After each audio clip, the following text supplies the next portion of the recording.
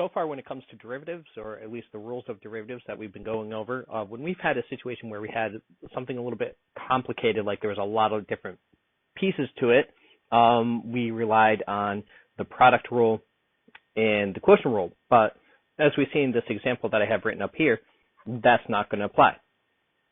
So, well, what makes this whole thing difficult is this piece right here. And if that piece weren't there, say this piece were u. So I'm going to say u equals x squared plus 4x. Okay, so if u equals that, then this whole equation is now, well, this should have been y equals 3 parentheses u squared. And now I can take that derivative. I could take the derivative of this thing using the rules that we already know, but not with respect to x. I can take it with respect to y, or u. So I would say the derivative of y with respect to u, that's what that's going to mean, is going to equal 6u. Okay, just like as if it had been 3x squared. The derivative of 3x squared would be 6x. Okay, but the problem is that this does have an x squared here and a 4x, and I want the derivative with respect to x, and I've just done it with respect to y. And that's where this chain rule is going to help us out. And I've written it out here, but I want to walk through it. So we have just taken the derivative of our equation y with respect to u, but I ultimately want it to be with respect to x. And kind of using the idea with fractions, well, how could I get a dx in the denominator? Well, I could multiply this fraction, dy du, by the fraction du dx. Well, what is du dx? Well, that would be the derivative of u with respect to the variable x. So if I come over here, I can do du dx, and that's taking the derivative of this thing with respect to the variable x. So that would be 2x plus 4. Now, if I multiply those things, notice, now this isn't exactly what's happening, but it's close enough, because the u's don't matter, and we get dy dx. So, dy dx, the derivative of y with respect to x of this thing, is going to equal the product of these two. So 2x plus 4 times 6u. Now, I don't want a u in here, but I've already defined what u is. U is x squared plus 4x. So 2x plus 4 times 6 parentheses x squared plus 4x. And I'm just going to take a second and clean that up a little bit. We'll have 2x plus 4 times, I'll distribute this 6x squared plus 24x. And there we go.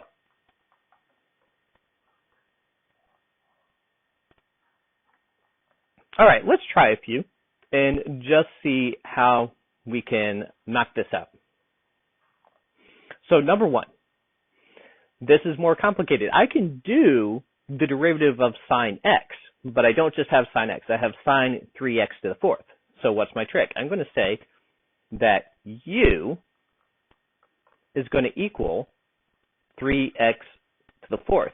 And something you should be thinking of as I'm writing this is harken back to when we were doing function notation and talking about composition and decomposition. What am I doing here? I'm decomposing this in order to do the derivative. All right, so there we go. I said that is u right here. So now I'm going to find du dx. That's going to be 12x to the third. And dy du. See, this letter right down here, that's the variable I'm taking the derivative of with respect to. So the derivative of sine u with respect to u is cosine u. All right, so that means dy dx is going to equal the product of these two things, dy du times du dx, because essentially those two are going to cancel out. So we have 12x cubed times cosine u. Well, what's u? U is this thing right here. So, boom, put it in. So, dy dx, the derivative of y with respect to x is 12x cubed times the cosine of 3x to the fourth. And then we're done. So this one, I'm going to work on that same principle. Now, since these are trig functions, radian mode. Make sure radian mode, and that's not so important right now for just taking the derivative in and of itself, but if we're trying to evaluate what the derivative is at a specific point, we are going to want to be in radian mode. Okay, so this is our problem area, right? So u is for x, for to the x, and that means y is going to be cosine u. So du dx is going to equal the derivative of a exponential is going to be that exponential times the log of the base. So this is going to be 4 to the x, natural log 4. And dy du, now notice it is with respect to u, of cosine negative sine u. So that means dy dx is the product here. So I'm going to put this negative in the front, so negative 4 to the x, natural log 4 sine of, and u, but we know what u is.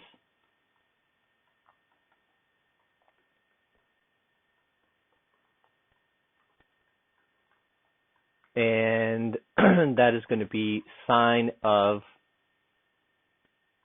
4 to the x. There we go.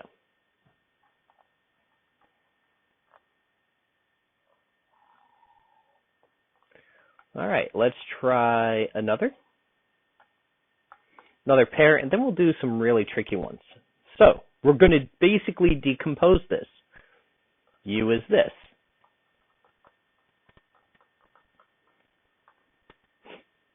So y is going to be the root of u. So du dx, that one's going to be easy, 7. Dy du is going to be slightly trickier because we need to change this to exponents. So that's u to the half.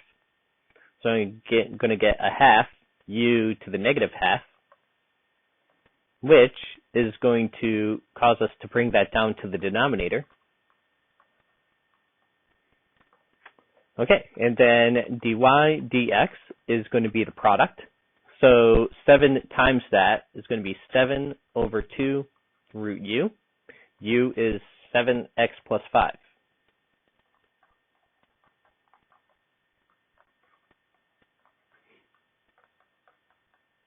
And done. Okay, let's try number 4 here.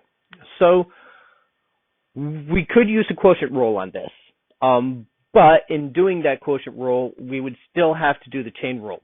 So I'm going to want to try to do this with just the chain rule. So I'm going to move this up. And no, all that to say, and this should say y equals. All that to say, there are sometimes multiple ways to use the properties of derivatives in different ways and arrive at the same answer. So just because one person may have used a quotient rule on this, another person may do what I'm doing. As long as you don't, just make up stuff, you'll be fine. All right, so I moved that up. I do need to change that exponent to a negative. And now I'm going to say u is going to be this stuff, decompose this thing. And that means y is 4u to the negative fourth. So I'll take the derivative of both of those. and the derivative of this with respect to u. And I'll go ahead and move this around, move that down. We want positive exponents. So dy dx is going to equal the product of these two things. So 6 times negative 16, let's go ahead and take a look at that. 6 times negative 16, negative 96.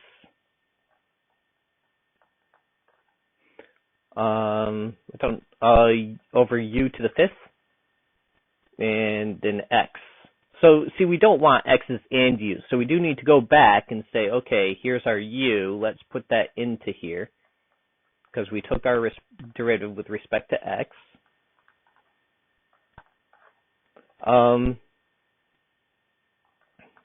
So I wouldn't necessarily have you multiply this out.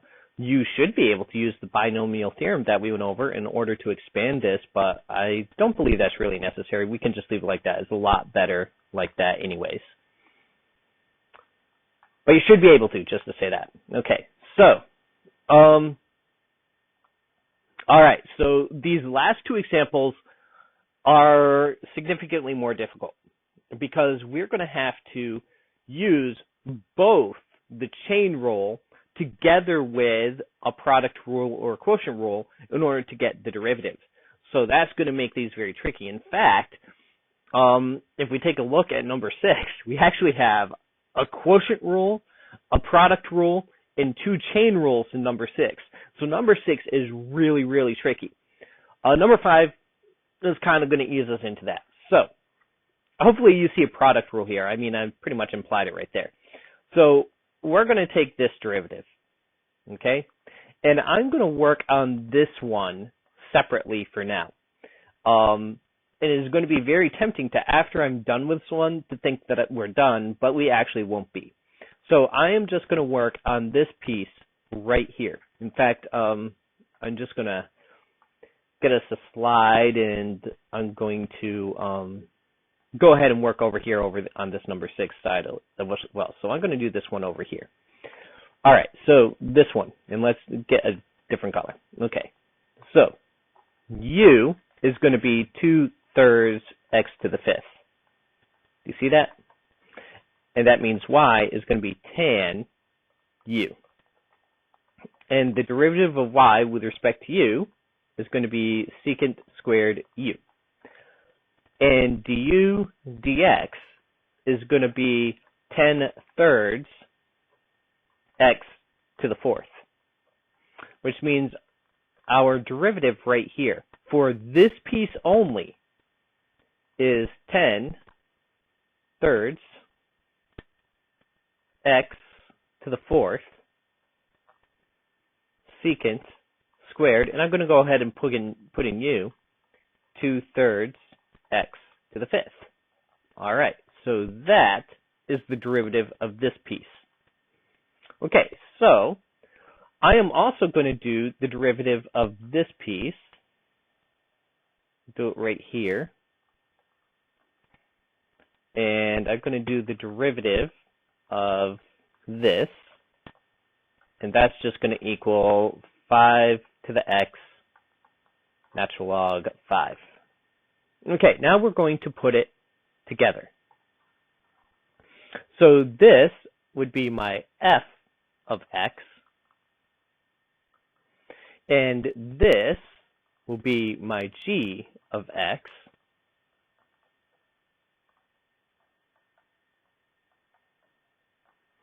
and if I use my product rule, it would be the derivative of this whole thing is going to be the derivative of f times g plus the derivative of g times f.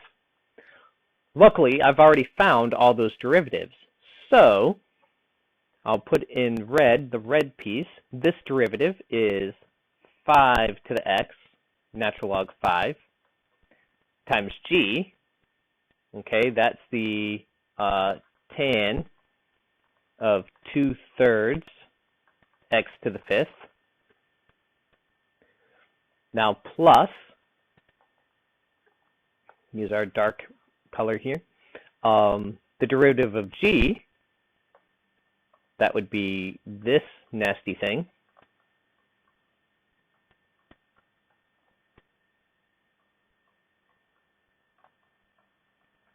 times f, 5 to the x. So what is our final answer? Well, and we want to make sure we, write this really clear, dy dx, our derivative. I don't think we can even clean this up that much, other than to try to write it more neatly. Is this whole thing. I like making clear what the arguments are for the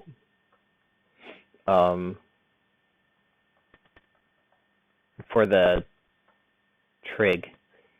I guess orange is not a good choice for this as far as colors. Doesn't seem to show up that good. I thought it would, but it doesn't. I can't do the 5 times 10 because this is an exponential. So, yeah, we really couldn't clean it up that much. Not much that we could do to simplify. So that's my derivative, the big, long, nasty thing. Could you imagine trying to use the limits in order to get this? That would be insane. All right, let's try number 6. So number 6. Let's split this up into a bunch of different pieces. So ultimately, we're going to have a quotient rule. Okay, let's work on the numerator first. So I'll work on the numerator of that thing over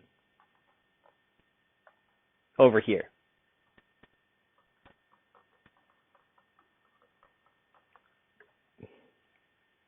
So u is going to be tan x. So u equals tan x. I'll say y equals sine u. So du dx is going to be secant squared x, and dy du is going to be derivative of sine is cosine, which means dy dx for the numerator only is secant squared x times cosine of tan x, because u was tan x. All right, so there's part of what we're going to need. Let's try to get the rest. So let's do the bottom. So the bottom, we have x squared minus 6x cosine. Wow, this is a real jerk problem. So we can do the derivative of x squared just by itself. So I'm going to worry mainly about this piece right here, which I'm going to need a product rule for. So the product rule of this piece would be 6x is our f. So so I'm going to do the derivative of f times g plus the derivative of g times f. Okay, so, and I think when we first did the product rule, I think we probably wrote it like this. The same thing. It doesn't matter the order we put that in. Just keeping the f's first. So the derivative of the first part is going to be 6 times g is, so this is the first part right here. This would be the second part. This is g. So times cosine x squared. Now plus. Now I need to do the derivative of g. Now you see what I'm talking about? We're doing a product rule, but within that product rule is a chain rule. I need to chain rule this cosine x squared. So, oh boy, this is tough. All right, so let's do that. So we have y equals cosine x squared. So that means u equals x squared. Y equals cosine u. So du dx is going to equal 2x. And dy dx, or dy du, is negative sine u. So dy dx of that piece is negative 2x sine x squared. So we'll plug that in. So f is what? What was f? F is 6x. So 6x times the derivative of g. We just found the derivative of g is negative 2x sine x squared. Let's clean that up a little bit. So it's not going to be plus. It's going to be minus 12x squared sine x squared. And we have 6 cosine x squared. Whew, this is really long, right? That's the derivative of this piece right here. The derivative of x squared is 2x. So our whole derivative for the denominator is dy dx is going to equal 2x, that's this piece, minus all of this. So that's going to be minus 6 cosine x squared plus 12x squared sine x squared. Whew. Okay, so this blue is the numerator. This purple is the denominator. They're derivatives. Now we are ready to do the quotient rule. So the quotient rule is the derivative of f times g minus f derivative of g all over g squared. So what is f and g? Well, this is f and all of that is g. So the derivative of f, that's in blue. So that is going to be a big mess. I'll try to write it really small. Secant squared x times cosine tan x. All right. Times g. G is all of this. I'm going to actually put it over here so I have some room. X squared minus 6x cosine x squared. Now minus f, that's sine of tan x, g prime, the derivative, so times this stuff down here, 2x minus 6x squared plus 12x squared sine x squared all over g squared. So x squared minus cosine, or 6x cosine x squared squared. I don't even know if you can read all that. So I'm going to take a second just to write it a little bit larger. Let's see here. I need my eraser tool. I don't even see where my tools are. Okay, there they are. All right, let's get the eraser up and get some room right here. So I can clearly explain, although I suppose I should have kept all those little derivative pieces, but oh well. So what is it that I actually wrote there that probably didn't even show up? Try to write it more clearly. It should have been, get a brush size, that makes sense. All right, it should have been this, x squared minus 6x cosine x secant squared x times cosine tan x minus sine tan x times 2x minus 6x squared plus 12x squared sine x squared all over x squared minus 6x cosine x squared squared. Okay, so number 6, a big bear.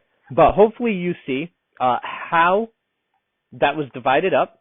This was a chain rule. This is a product rule and a chain. And all of it together is a quotient rule. So, and if you were confused on the order that you would do that, chain rules first, product rule second, quotient rule last. So it would go in this order: chain, for this one anyway, the product rule, and then the quotient rule. That's the order I did those in.